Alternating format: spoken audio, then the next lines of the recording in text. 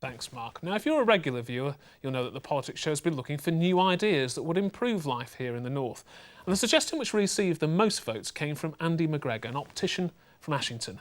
If you remember, he wanted to revolutionise the way our town halls work by choosing people at random to serve as councillors, a sort of jury service with knobs on. But do his arguments stand up to scrutiny? Well, we offered Andy the chance to find out by making his own film. It's a nice sunny morning here in Tyneside. It doesn't look as if much is going on. But here behind the railings, important things are happening for local democracy. It's the 4th of May and today's polling day. So have you had anybody to vote yet? This is the chance when local people get to choose who runs their town hall and how millions of pounds are spent. But the truth is that fewer than 4 out of 10 people will be bothered to cast their vote today. I didn't know there was a lot. Yeah, neither did I. I've always voted, yes. The only time I missed a vote was when I was in the Far East. Have you voted in the local elections today? No, I haven't, no. Are you going to? No, I'm not going to. I think we need to do something to connect the people and the politicians. We might be able to borrow an idea from the legal system and introduce some kind of jury service for the councils. This is how it would work. Jury councillors would be chosen at random from the electoral roll. They'd make up a third of the council. Each would serve 2 to 3 years in office. They'd be paid their normal salary and their employer would be compensated by the state. But would the idea of compelling members of the public to serve on their local council really work? Well, I think it would.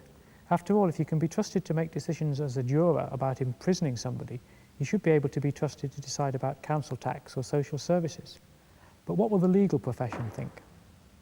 I think that there are some people out there who could make a valuable contribution to the democratic process, and it would be good to see it opened up and allow people to see what really goes on in local government. I think that would be absolutely marvellous. I have concerns that if you press gang people into anything, then I think they're not going to be too keen about getting involved in any democratic process. Hi, Cal. Hello, Andy. Have a seat. To find out what the politicians think of this, I've come to meet Carol Woods, who's a Liberal Democrat councillor from Durham.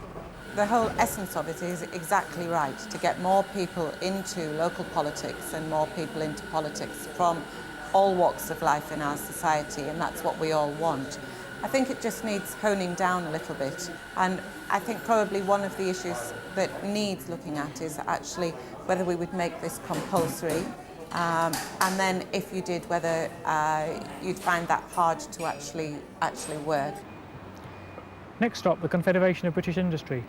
What do they make of having employees spend time away from their jobs to be on the council? You're talking about quite a commitment, and I'm not even just talking from business perspective. You know, for somebody to commit that level of their lives for that extended period of time is quite something. And we're now talking more like army service, that sort of commitment to citizenship that we probably haven't seen in the UK for some time.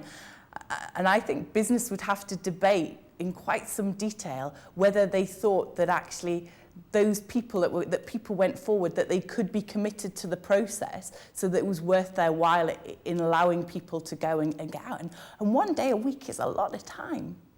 We've seen some people, they're generally supportive of the idea that something needs to be done. The problems with the detail, I think we can work those out. They've said it's bold, imaginative, but what we need some bold and imaginative ideas.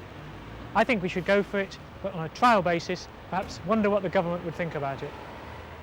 Well, to find out what they think, we're going to send a copy of Andy's film to the new local government minister, Ruth Kelly. Time for